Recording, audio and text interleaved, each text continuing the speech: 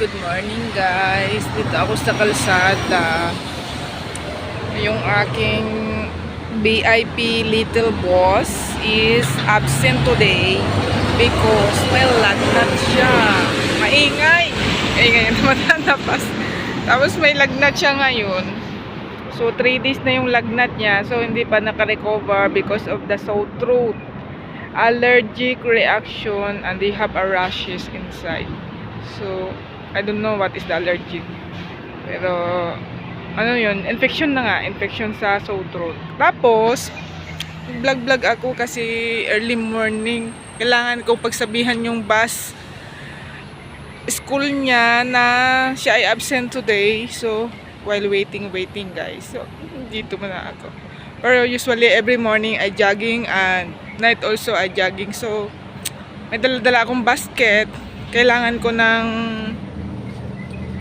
maglagyan ng coconut. Bibili ako ng early morning ng coconut. So yun na nga. Tapos daming mga mga bus na dumadaan na. Pero wala pa yung mga people na sasakay. Hintay-hintay lang saglit, diba?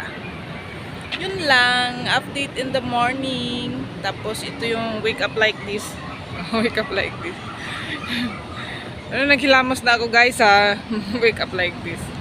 Yan, parang gusto ko pa matulog, pero nagising na yung diwa ko kasi nga ayun.